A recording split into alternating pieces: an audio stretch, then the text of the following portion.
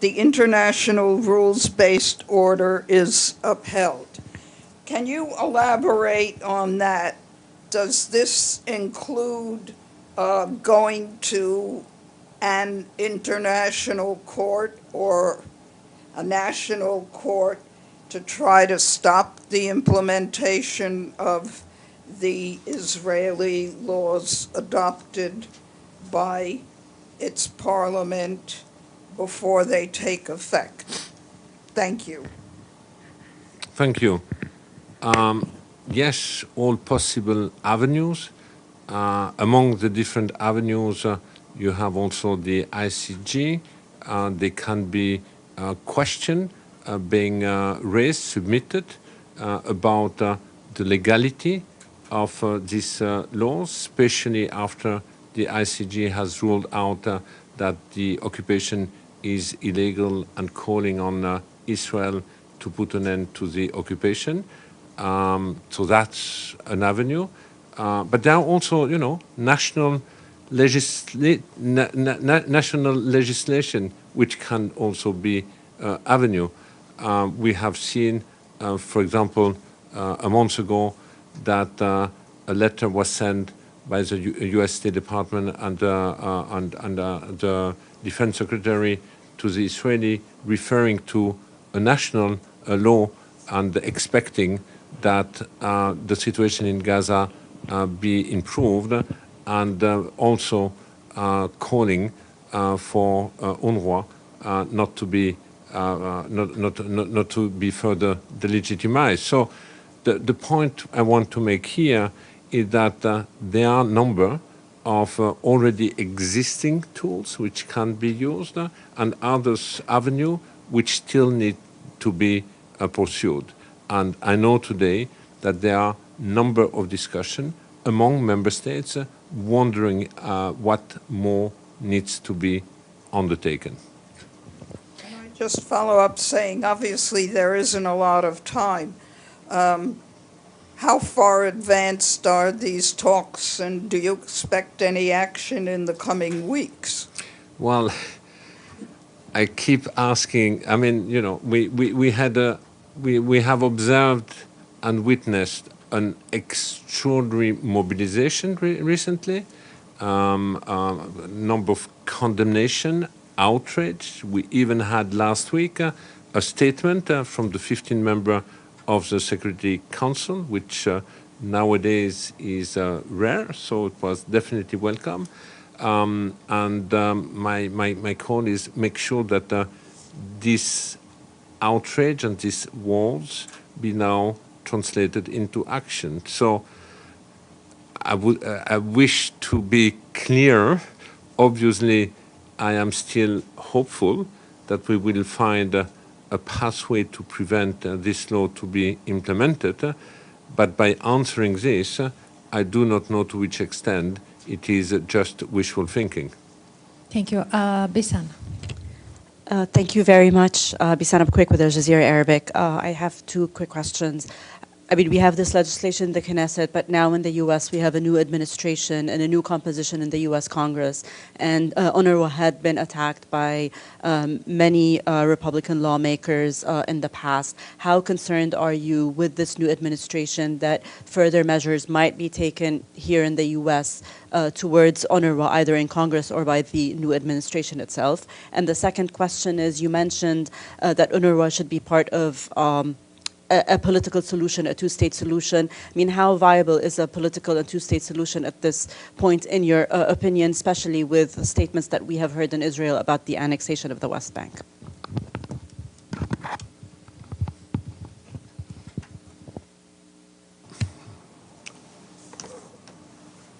I will just comment because I don't have a proper answer, I guess.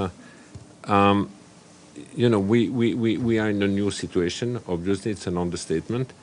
In every new situation, we might see also new opportunities.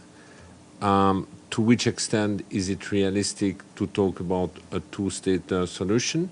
For the time being, the two-state solution remains the international community and United Nations position about how to promote a solution on the Palestinian question in the region. We hear also that the new administration has made promoting peace a priority in the region. When we talk about peace, we talk also about normalization. And when we talk about normalization, we also hear that the two-state solution remains an important condition for any lasting normalization. So if you put all these elements together, I believe that would this be the pathway, that in this pathway, UNRWA would have certainly a positive role to play to make it happen if there is a firm and genuine desire to once for all address the Palestinian question. All right, And the second question was what? Two-state solution. Sorry. Question actually was about the new administration. So it was, I answered. Okay, yeah. Thank you. Okay, let's go to Maggie, then Deji, then Abdelhamid. Hello, Mr. Lazzarini. It's Margaret Bashir with Voice of America. We know courts move slowly. We know the international community moves slowly. As Edie said, you've got less than 3 months now before this legislation is likely to go into effect. So what are your plans for operating in Gaza and the West Bank after that? I mean, do you think you can still work come January? Have you spoken to Egypt or Jordan about them giving you some access into those territories, or would it be completely out of the question for you to continue to operate once the legislation goes into effect? The simple and short answer is we will be operating until the day we cannot operate anymore. So our determination is not to give into our mandate to deliver services, and we will deliver the services until we are forced to stop the services. When will it be? I hope never. Now, what will happen after the 90 days, I do not have a straight answer. I think very few of us know.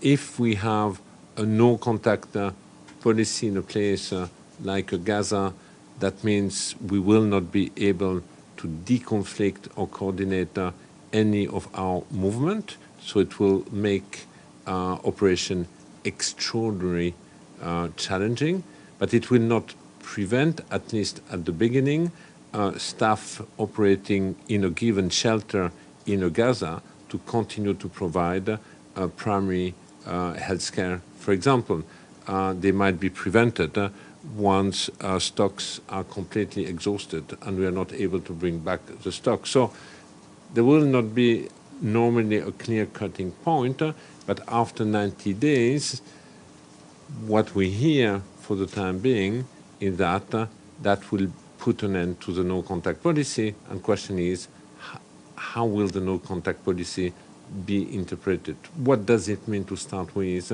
international staff? Can we still, yes or not, apply and get a visa? I don't have an answer for this as of today. Thank you. Okay, Deji, Abdelhamid, and then Evelyn. Hi, Mr. Lazzarini, Xu with China Central Television. 2 quick questions. First, have you talked to Ambassador Danoon of Israel directly? Because today he talked to us, he said that he urged you to resign. Do you think that would make a difference? And secondly, you said the request from Israel to dismantle UNRWA, it's a political motivation. It's political motivated. It's not really humanitarian or other things. So can you remind us what's the importance of UNRWA politically speaking, and why Israel wants to dismantle UNRWA politically speaking? Thank you. I did not have a bilateral meeting with Ambassador Danon. He made a call this morning at the Force Committee asking me to resign in shame. Basically, my answer to this is that if my person would really make a difference, this is certainly something I should envisage. But I don't think it is my person which is attacked. It is my function. It is a Commissioner General which is primarily targeted today, and it is a part of this broader campaign to delegitimize the agency and UNRWA. This leads me to the second part of your question. Why is it political? The objective is to strip the Palestinian from the refugee status and also to unilaterally change the parameters for a political solution. It's a way to undermine the future aspiration of the Palestinian for self-determination. It's a way to undermine and to bury once for all the two-state solution. We have also seen that it's not just UNRWA which has been targeted. Any voices in the region supporting the Palestinian Authority, supporting the pathway of a two-state solution, started to be phased out.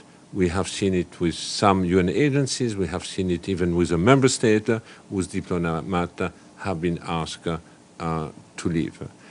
And also, and here I was clear also with the Force Committee and the General Assembly last week, it is completely false to believe that if the agency stops the provision of its services, that this will end the status of the Palestinian refugees. The status of the Palestinian refugees is confirmed through the resolution, GA Resolution 194. UNRWA has been created later on to provide services to the refugees. Hence, the right of return remains enshrined in the Resolution 194, and it has nothing to do with the provision of services of UNRWA. But we have heard, once the legislative text has been adopted, number of politicians who were driving this text, saying this is a chance in a generation to put an end once for all to refugee status and also to victimhood. Okay, Abdelhamid, please go ahead. Thank you, Mr. Lazzarini. Abdelhamid Sayan from the Arabic Daily Al-Quds Al-Arabi. Many of the questions I want to raise had already been raised, especially asking you to resign by Danny Danon. And my question is about the day after. Are you prepared to put a plan to cover the shortages in financial support to UNRWA once we see the new administration cutting off completely the support for UNRWA, and of course some of the Israeli supporters also might do the same. So what is your plan to fill the gap in the budgetary crisis you might be facing? And my second question, would that affect the operation of UNRWA in the other duty stations like Jordan, Lebanon, and Syria? How is the operation will be affected by this Israeli decision? Thank you. Thank you.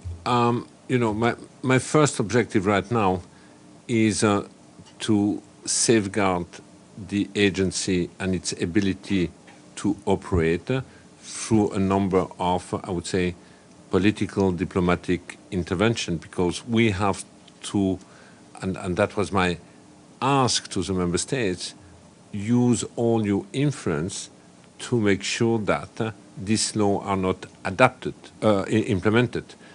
And once these laws are put on hold, to shield the role of the agency in any political transition. But at the same time, you're right, and haven't talked about finance. You were used to hear me talking about finance until now, but our financial situation remains very dire. I still do not have the funding to end the year, so I still have 45 days to find the financial support to be able to pay the salary of our 30,000 staff across the region. Now, the beginning of next year, the expectation, the forecast is grim because the main donor, which has been the United States, used always to contribute at the beginning of January and help the agency to go through the first quarter. This year, we won't have a contribution of coming from the US. Anyway, as you know, contributions have been frozen minimum until March next year, and indeed we have absolutely no indication that they will resume anytime soon. Then we have also a number of donors who are going through austerity budget in Europe, which will also impact the level of contribution to the agency. So I'm particularly indeed concerned about the financial situation as from the end of the year and beyond. Now, how is this legislative text impacting the neighboring country? It's not impacting the neighboring country because it does not apply to the neighboring country, but there can be some side effect.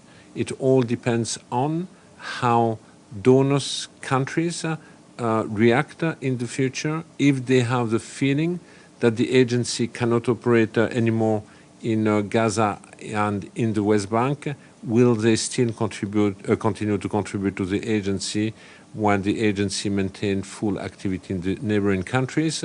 I hope so. We aim at that, but I cannot answer with certainty. Thank you. Okay, let's start with Evelyn, Yvonne, Sharife, and then Stefano. Evelyn, please. Hello. Commissioner, I'm Evelyn Leopold, Globetrotter Media, Past Blue, Dag Hammarskjöld Fund for Journalists, and I have a couple questions for you. The first is, do you still have an operation in Gaza considering the violence? And if so, how do you get more, how over the last month have you gotten more facilities, equipment, and whatnot into Gaza and the West Bank, considering the objections to you existing? And I have another question after that, which is, you calculate the number of refugees and all their descendants, which is a very large number that are somehow affiliated with you. Does that indicate a right of return?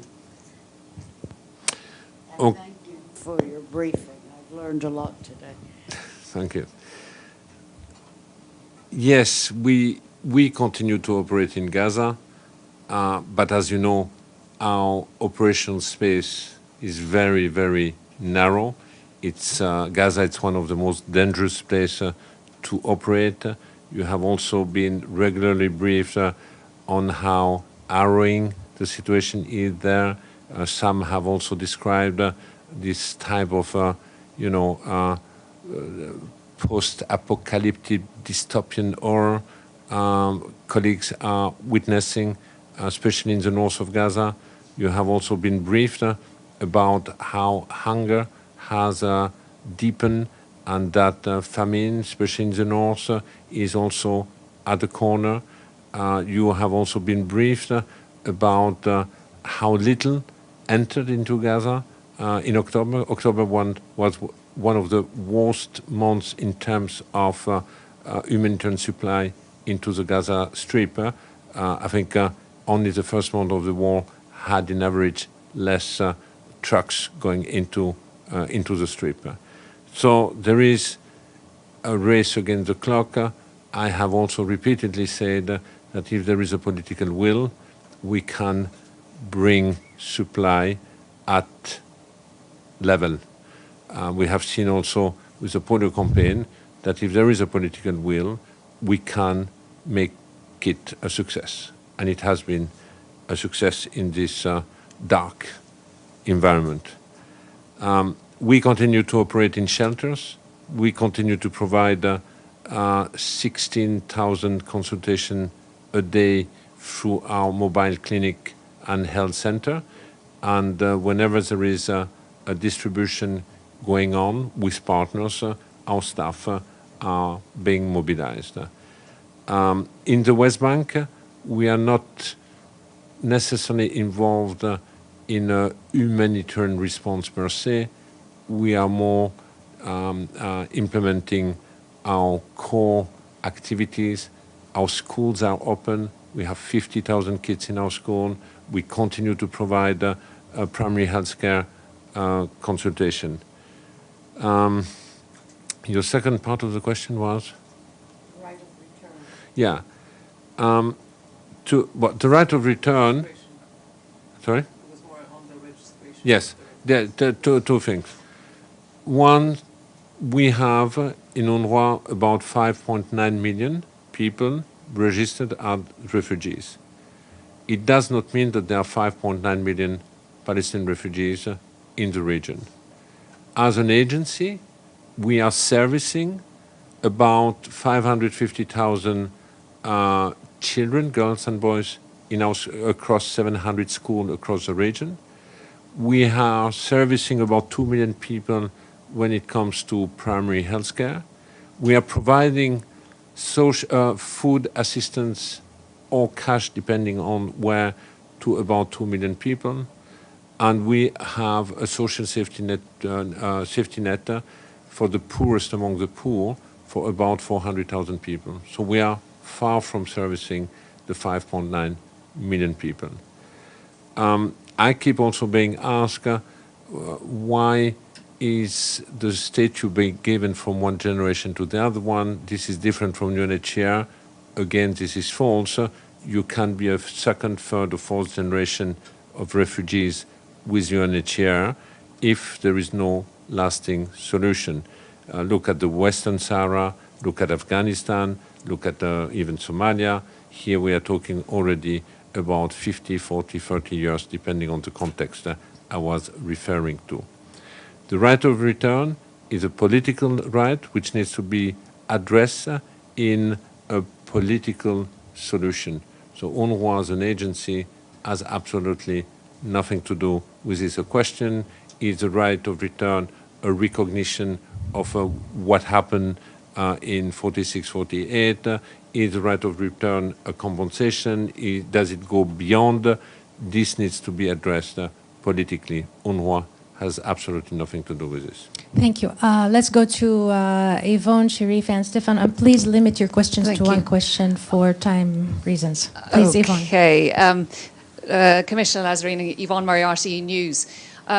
Israel has long accused UNRWA of failing to address its concerns over what they call infiltration by Islamic Jihad and Hamas amongst its ranks, something you've persistently rejected. But I'm wondering, given the point that we're at today, is there anything that UNRWA could have done differently over the past decade to avoid where we are today? Or do you think it was inevitable given the political context that you described? And just quickly on funding gap, you mentioned that you expect American funding to dry up next year. Has any member state approached you to say that they will plug that gap for you?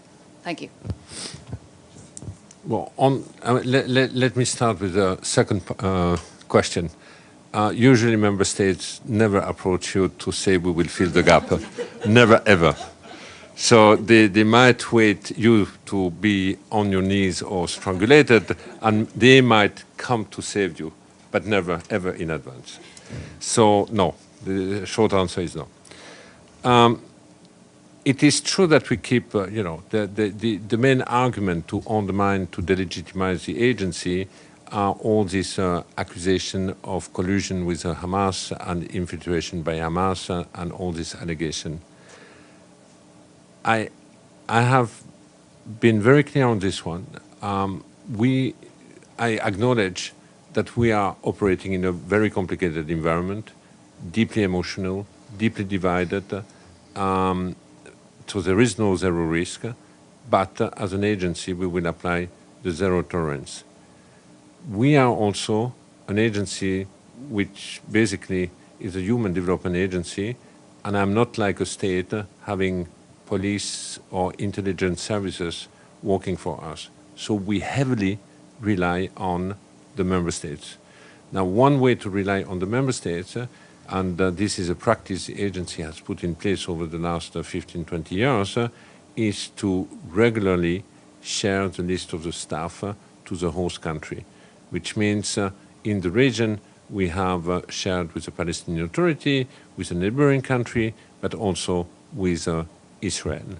Now, one of the recommendations of the Catherine Colonna report was you should share it more frequently. So instead of sharing it on a yearly basis, we share it now on a quarterly basis. Now, having said that, we keep having allegation and allegation and allegation. When it comes to the use of our premises, for example, we keep hearing that the Hamas, Palestinian armed group, but also during this war, the Israeli army have used our premises for military operation. Today, 90% of the Gaza Strip is under evacuation order. It's a combat zone. It's very difficult for us to check what is true or not true. But I repeatedly not only condemn, which is obvious, but ask that a board of inquiry be put in place, and I really hope that this board of inquiry will be put in place to investigate, in fact, all these allegations. I keep also saying that we are in a war of narrative. There are different type of narrative, the war of disinformation. That's the reason why it is also so important that international journalists be present in Gaza. We have relied until now on absolutely heroic work done by Palestinian journalists, but when we talk about polarization and different narrative across the world, the presence of international journalists is absolutely key. And I really wish you would be able to be present just to double check basically also what you are hearing. What would we have done differently? I think it's too early to answer this question because, of course, you ask a question about the legacy of an agency across the last few decades.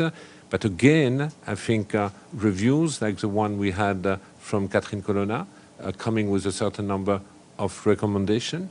Our general observation was to say our systems are more robust when it comes to handle neutrality than any other UN agency, but because of the complexity of the region, because of how deeply divided the region is, and because also of our footprint, because the particularity of an agency like ours is that most of our staff come also from the community that we are serving. So bearing in mind all this element, more can be done, and this is the reason why we have fully embraced the recommendation of this review. But I think in the future, if we have a board of inquiry looking into all these allegations, they might also come with some of the lessons that we will have to digest, process, and certainly also implement. My last point is we keep hearing about the list of 100 staff being submitted to us, being accused to be armed militant. These are, again, allegations we are taking very seriously. I have written back. I've asked for more information about this. The OIOS also has been assessed, but until today, we haven't received any more information than a list of names on a paper, which makes any possible investigation extraordinarily difficult. Thank you, Sharifa. Please go ahead. Thank you very much, Mr. Lazzarini. I'm Sharifa Chitin from Anadolu Agency. As you know, the Gaza Health Ministry has announced the recent death toll in Gaza to be almost 44,000 now. And the United Nations has defined Gaza to be a sea of rubble. So as someone who has access to day-to-day developments in Gaza, do you have any estimate as to what the real number of casualties may be? And if I may, I know that the United Nations does not label atrocities unless there's a court decision about it. but with all that you are witnessing, how would you have described the situation if you were not a UN official yourself? Thank you. Shall I answer the second part of the question? It is true that we speak about 43,000 officially, at least from the Ministry of Health in Gaza. It has been a war of all possible superlative. It's not just the 43,000 people killed. We heard from the Office of the High Commissioner of Human Rights that 70% were children and women. We have seen the unprecedented number of journalists killed, the unprecedented number of health workers killed, the unprecedented level of destruction, and you heard me during every briefing, the unprecedented number of United Nations staff having been killed. Today we talk about 243. Is this number real? Are there more? Yes, there are certainly more. They are the one unaccounted for in the rubble. How many of them? I have no idea, but most likely more than what has been accounted for, the 43,000. And then we certainly will have to look at what is the excess mortality in Gaza due to the war, due to the extraordinary hardship, inhuman living conditions, subhuman living conditions that people are going through, amplified by hunger, amplified by the disease, and the extraordinary unsanitary living condition people are in. Kids are living in piles of garbage and sewage water. So there is certainly an excess mortality which also needs to be measured. I think we have described the situation in Gaza with almost all possible words. Sometimes I'm just wordless or speechless. I don't know anymore what to use to qualify it. Is massacre the right word? I don't know. I mean, it's just unbelievable, the suffering inflicted to these communities. I think you heard many of us describing how people are just waiting death, trying to push back, hoping. Some are hoping that they will be killed. Others will do whatever is possible to avoid to die under an airstrike from disease or from hunger.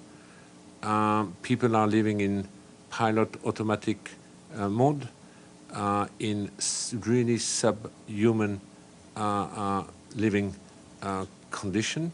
We heard at the beginning of the war the expression human animal. That's how people start to feel. They have lost everything, and they feel that they have lost also their dignity. So how to describe this? We are trying to be as we try to report as our colleagues bring the story to us, but I think even talking about, they have been massacred, but talking about massacre might not make, how do you say, leur faire honneur. I don't know how to translate in English right now, but it might be too narrow. Thank you. Stefano, last question, and then we have to let the Commissioner General and his team go. Thank you, Mr. Lazzarini. Stefano Vaccara, La Voce New York Ital Press. Well, it is important. I mean, I understand your job is to try everything to save the agency, to save UNRWA. But even more important is to save the life of the Palestinian people in Gaza in this moment, even before the agency. So what exactly is your plan B in 2.5 months for that? And did you take in consideration the possibility that people working for UNRWA, even with the tools, with the cars, with the whatever they have, could work for other agency of the UN in the field? I just asked the Israeli ambassador and said, do you have anything against a person, a former employee of UNRWA working for UNICEF or WFP? And from his answer, for sure, it wasn't a no. I mean, it was like, so this is what this, and then last thing, we all know, you know, I know, all the people here in the room know that the only person in this moment that could save UNRWA is President Trump. He's going to be there on January 20th. Are you going to try to contact him before to save the agency? First of all, I agree with you. UNRWA is just a vehicle.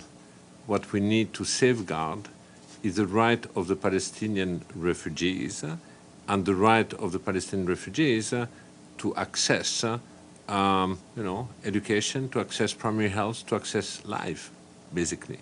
So this is the main priority today.